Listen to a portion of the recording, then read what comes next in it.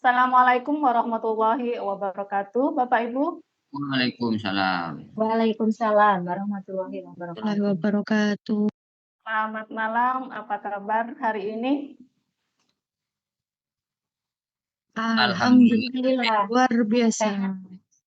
Silahkan dipimpin untuk berdoa terlebih dahulu. Silakan Bu Titin untuk memimpin doa. Siap Bu Munifah. Teman-teman sekalian, demi lancarnya acara Loka ini, mari kita berdoa sesuai dengan agama dan kepercayaan kita masing-masing. Berdoa mulai. Selesai. Terima kasih Bu Titin. Bapak Ibu, hari ini kita akan melakukan Lokakarya 2. Saya ingin tahu bagaimana perasaan. Silahkan ketik di kolom chat angka 1 sampai 10 terkait perasaan Bapak Ibu hari ini. 8,5, ada yang 8,9. Ini Pak Taufik 9, hampir ke sempurna ini. Terima kasih Bapak Ibu. Ternyata Bapak Ibu ini masih semangat karena masih ada yang di angka 8 dan 9, ada yang 8,5, ada setengahnya. Saya yakin ini merupakan sebuah penyemangat bagi Bapak Ibu untuk mengikuti Lokakarya kedua ini. Sebelum Lokakarya ini dimulai, kita ice breaking dulu ya Bapak Ibu. Kita fokuskan dulu, cicak itu kecil, jadi pakai jari kelingking. Kalau buaya itu besar, seperti itu. Fokus Bapak Ibu ya. Ya, cicak kecil, buaya besar. Kita mulai. Cicak, buaya, buaya, cicak, Kecil. cicak. Ya, tepuk tangan untuk hari ini. Ternyata Bapak Ibu masih semangat dan masih fokus. Sebelum kita memulai Lokakarya ini, kita kesepakatan dulu Bapak Ibu. Hadir tepat waktu, make off, dan kamera on, kecuali ada kendala. Yang ketiga, raise hand ketika ingin berpendapat, dan mindfulness. Sepakat Bapak Ibu ya? Ya. Sepakat. Tujuan Lokakarya kedua ini yaitu visi untuk lingkungan belajar. Peserta dapat menunjukkan kemampuan dalam membuat keyakinan kelas. Bapak Ibu, ini adalah siswa SMAN Negeri 1 Besuk, before, sebelum. Silakan diperhatikan bagaimana penampilan mereka, seragam mulai dari atas sampai ke bawah. Ini gambar kedua, after. Silakan Bapak Ibu perhatikan dan bedakan antara gambar 1 dengan gambar yang nomor 2, before after-nya. Dari 2 gambar yang diberikan, berikanlah tanggapan dan komentar Bapak Ibu. Saya pengen ada 2 yang menanggapi di pertanyaan yang nomor 1 ini. Silahkan yang mau menanggapi, raise hand dulu. Silahkan Bu Eli. Oke, terima kasih Bu Munifah. Dari gambar pertama tadi saya melihat rambut anak-anak itu ada yang dicap, terus kemudian juga panjang, dan sepertinya dengan Bapak Ibu guru kok terlihat dari belakang itu, kalau menurut saya agak sedikit kurang sopan kalau menurut saya dari penampilan fisik saja. Kemudian kalau yang di akte itu anak-anak sudah mulai potong rambut, rapi, begitu. Namun tadi terlihat kelasnya juga masih kayak agak berantakan seperti itu kalau menurut saya, Bu Munifah. Terima kasih Bu Eli. Selanjutnya tanggapan dari Bapak Taufik. Apakah Bapak Ibu terdengar jelas suaranya Bapak Taufik? Ya, putus-putus ya. Tapi saya mencoba untuk menyimak tadi dan mengaitkan dengan yang gambar yang sudah ada di slide di layar. Ya, memang benar tadi itu ada 2 gambar before after, itu anak-anak saya mengambilnya ketika itu setelah liburan.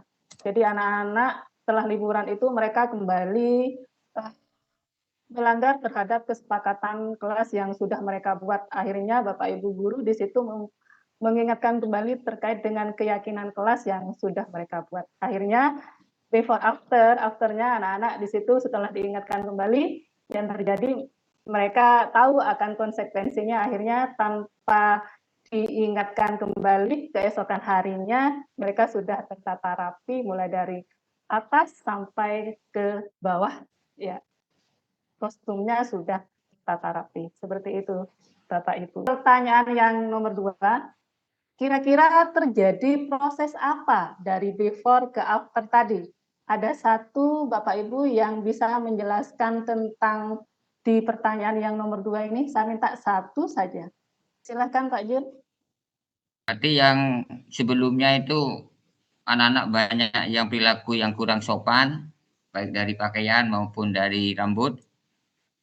Setelah itu, gambar setelahnya anak-anak mulai ngerti makna dari menjadi pelajar atau siswa, baik cara berpakaian maupun rambut yang digunakan. Terima kasih. Ya, terima kasih Pak Jun sudah menanggapi gambar before after di sekolah SMAN 1 Besuk. Memang benar apa yang dikatakan Pak Jun, anak-anak di situ masih perlu diingatkan kembali meskipun ada kesepakatan kelas, tapi tetap kita sebagai pendidik atau guru kelasnya masih selalu memantau dan memonitor terkait kesepakatan dan konsekuensi yang sudah mereka buat. Di sini saya akan menampilkan link Jambot. Silakan dilihat di chat, itu sudah terlihat Bapak Ibu. Silakan Bapak Ibu bisa mengisi terkait dengan ekosistem sekolah dengan pendidikan yang memerdekakan, seberapa penting membuat keyakinan kelas. Bapak Ibu bisa menulisnya di Jambot. Keyakinan kelas membuat peserta didik menjadi lebih disiplin. Menurut saya keyakinan kelas sangat penting agar peserta didik menjadi disiplin. Keyakinan kelas amat penting. Nah, intinya di sini Bapak Ibu sudah bisa membuat seberapa penting keyakinan kelas itu untuk kita laksanakan terhadap peserta didik kita. Terima kasih. Terkait dengan peraturan dan kesepakatan, ada tidak perbedaannya? Menurut Bapak Ibu, apakah peraturan dan kesepakatan ini sama? Kalau misalnya sama, di mana? Kalau misalnya ada perbedaan, perbedaannya di mana? Boleh Bapak Ibu raise hand, satu orang saja untuk membedakan antara peraturan dan kesepakatan. Silakan Pak Zunaidi. Terima kasih Bu. Menurut saya, kesepakatan itu kan dimulai dari yang kecil. Mungkin dari lingkup kelas. Nah, dari kesepakatan yang sudah dari kecil-kecil itu diangkat menjadi peraturan yang ada di sekolah.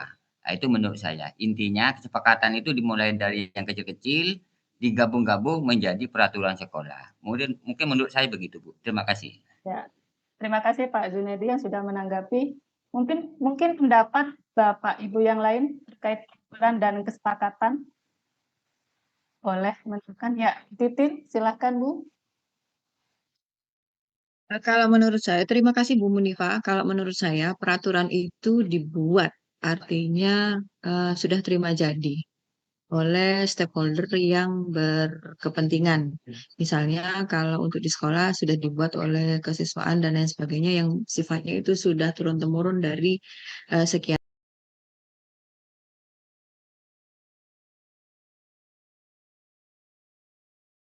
Setelah Bapak Ibu menyimak dan mengikuti materi dari awal sampai akhir, kesimpulan apa yang Bapak Ibu dapatkan, kesimpulan ataupun refleksi, boleh siapa yang akan menyimpulkan atau merefleksikan, Bapak Ibu, silahkan raise hand. Saya izin menyimpulkan, Bu. Iya, silakan Bu Muna. Dari kegiatan tadi, Lokakarya 2 ini, saya mencoba menyimpulkan bahwa keyakinan kelas dibentuk oleh seluruh peserta didik. Dengan keyakinan kelas, mereka itu mampu atau bisa melakukan baik dan sesuai dengan harapannya. Jadi agar tercipta budaya positif yang bisa membangun karakter mereka sebagai profil pelajar Pancasila. Ya, betul sekali Bu Mona, terkait apa yang sudah disampaikan bahwa kesepakatan kelas itu memang dibuat bukan hanya dengan satu arah, melainkan dengan kesepakatan